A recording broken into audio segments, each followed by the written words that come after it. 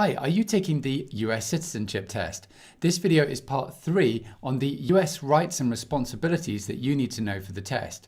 There are 8 videos in this series containing all of the facts that you need to know to prepare for and pass the civics test first time. It's from the official government study guide, so it contains all of the 100 official questions and answers that you need to learn for the test. Let's get started. Rights and responsibilities. Voting is one of the most important civic responsibilities of citizens in the United States. In a democratic society, the people choose the leaders who will represent them. There are 4 amendments to the Constitution about voting. The 15th Amendment permits American men of all races to vote. It was written after the Civil War and the end of slavery. The 19th Amendment gave women the right to vote. It resulted from the women's suffrage movement, the women's rights movement. After the 15th Amendment was passed, some leaders of the southern states were upset that African Americans could vote. These leaders designed fees called poll taxes to stop them from voting. The 24th Amendment made these poll taxes illegal. The 26th Amendment lowered the voting age from 21 to 18. 2 responsibilities of US citizens are to serve on a jury and to vote in federal elections. The Constitution gives citizens the right to a trial by a jury. The jury is made up of US citizens. Participation of citizens on a jury helps ensure a fair trial. Another important responsibility of citizens is voting. The law does not require citizens to vote, but voting is a very important part of any democracy. By voting, citizens are participating in a democratic process. Citizens vote for leaders to represent them and their ideas, and the leaders support the citizens' interests. US citizens have the right to vote in federal elections. Permanent residents can vote in local or state elections that do not require voters to be US citizens. Only US citizens can vote in federal elections. US citizens can also run for federal office. Qualifications to run for the Senate or House of Representatives include being a US citizen for a certain number of years. A candidate for Senate must be a US citizen for at least 9 years. A candidate for the House must be a US citizen for at least 7 years. To run for President of the United States, a candidate must be a natural-born, not naturalized citizen. In addition to the benefits of citizenship, US citizens have certain responsibilities to protect the law, to stay informed on issues, to participate in the democratic process, and to pay their taxes. Thomas Jefferson said, "The best principles of our republic secure to all its citizens a perfect equality of rights." Millions of immigrants have come to America to have these rights. The Constitution and the Bill of Rights give many of these rights to all people living in the United States. These rights include the freedom of expression, of religion, of speech, and the right to bear arms.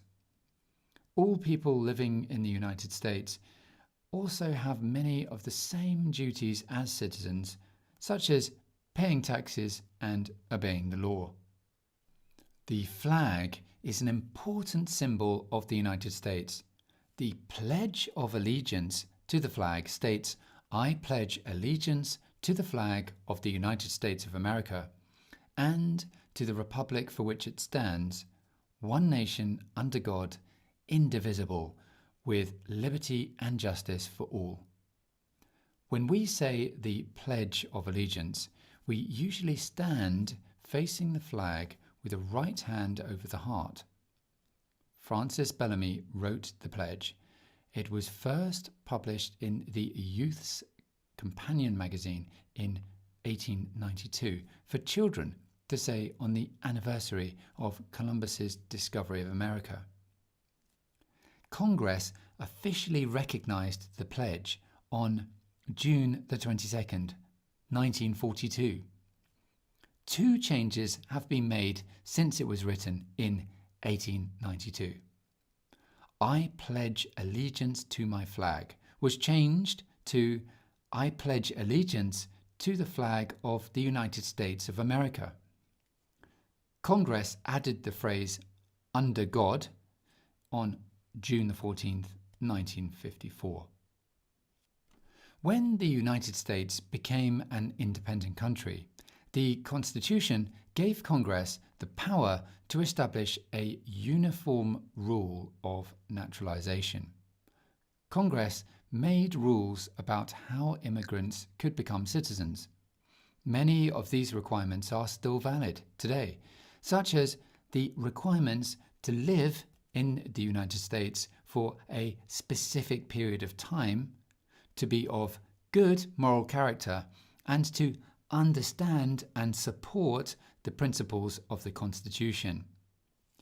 After an immigrant fulfills all of the requirements to become a US citizen, the final step is to take an oath of allegiance at a naturalization ceremony.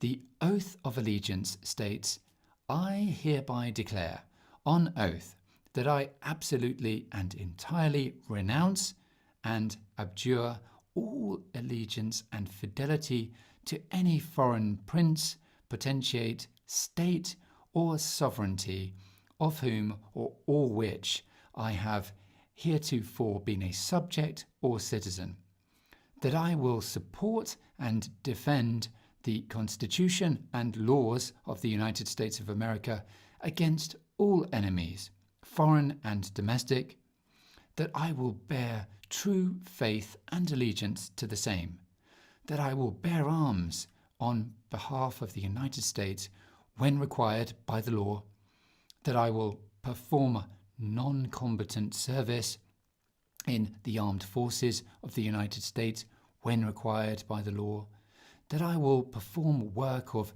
national importance under civilian direction when required by the law, and that I take this obligation freely without any mental reservation or purpose of evasion. So help me God.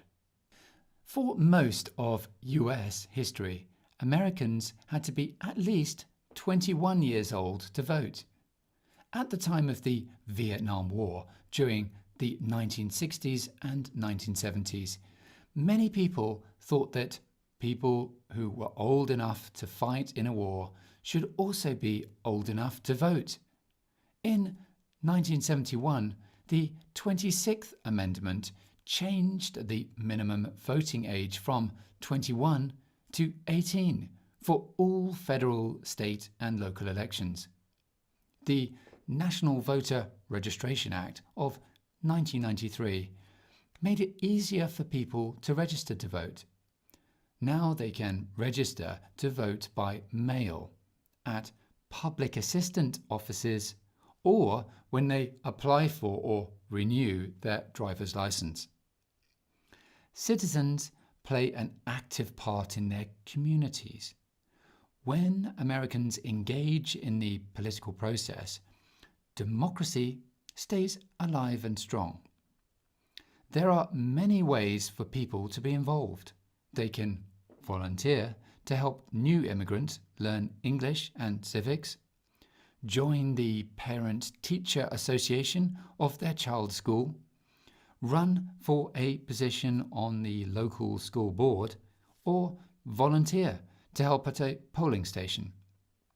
People can also vote, help with a political campaign, join a civic or community organisation, or call their senator or representative about an issue that's important to them. The last day to send in your federal income tax to the Internal Revenue Service is April the 15th of each year. The Constitution gave the federal government the power to collect taxes. The federal government needs money to pay the nation's debts and to defend and provide for the needs of the country. When the country was young, it was difficult to raise money from the 13 original states. The government began collecting income tax for the first time through the Revenue Act of 1861. This was only temporary. In 1894, a flat-rate federal income tax was enacted, but the Supreme Court said this was unconstitutional. Finally, in 1913, the 16th Amendment was ratified. It gave Congress the power to collect income taxes. Today, taxable income is money that is earned from wages, self-employment, tips, and the sale of property. The government uses these taxes to keep our country safe and secure. It also tries to cure and prevent diseases through research. In addition, the government uses these taxes to educate children and adults and build and repair our roads and highways. Taxes are used to do these things and many more. President Lincoln tried to draft men to fight during the Civil War, but many people became angry and rioted. In 1917, Congress passed the Selective Service Act. This gave President Woodrow Wilson the power to temporarily increase the US military during World War I. In 1940, President Franklin Roosevelt signed the Selective Training and Service Act, which created the first draft during peacetime. This was the beginning of the selective service system in the United States today. The draft was needed again for the Korean and Vietnam Wars. Today, there is no draft, but all men between 18 and 26 years old must register with the selective service system. When a man registers, he tells the government that he is available to serve in the US Armed Forces. He can register at a United States post office or on the internet. To register for selective service on the internet, visit the Selective Service website at sss.gov. Now let's look at the questions and answers that you need to learn and know for this section of the civics test. There are 4 amendments to the Constitution about who can vote. Describe one of them. The potential answers are: citizens 18 or older can vote. You don't have to pay a poll tax to vote. Any citizen can vote. Women and men can vote. A male citizen of any race can vote. What is one responsibility that is only for United States citizens? The answer is to serve on a jury or to vote in a federal election. Name one right only for United States citizens. The answer is to vote in a federal election or to run for federal office. What are 2 rights of everyone living in the United States?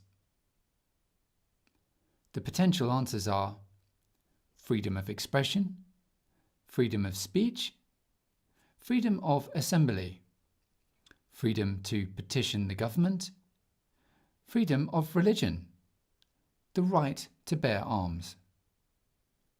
What do we show loyalty to when we say the Pledge of Allegiance? The answer is the United States and the flag. What is one promise you make when you become a United States citizen? The potential answers are to give up loyalty to other countries, to defend the Constitution and laws of the United States, to obey the laws of the United States, to serve in the US military if needed, to serve or do important work for the nation if needed, to be loyal to the United States. How old do citizens have to be to vote for the president? The answer is 18 or older. What are 2 ways that Americans can participate in their democracy? The potential answers are to vote, to join a political party, to help with a campaign, to join a civic group, to join a community group, to give an elected official your opinion on an issue, to call senators and representatives, to publicly support or oppose an issue or policy, to run for office, or to write a newspaper. When is the last day that you can send in a federal income tax form? The answer is April the 15th. When must all men register for the selective service? The answer is at age 18 or between 18 and 26. Thanks for watching. For part 4 in this series, please click here. That's on the facts that you need to know about the history of the colonial period and US independence. After watching all of the videos in this series, you should have all of the facts that you need to know to prepare for and pass the civics test first time. Good luck in the test.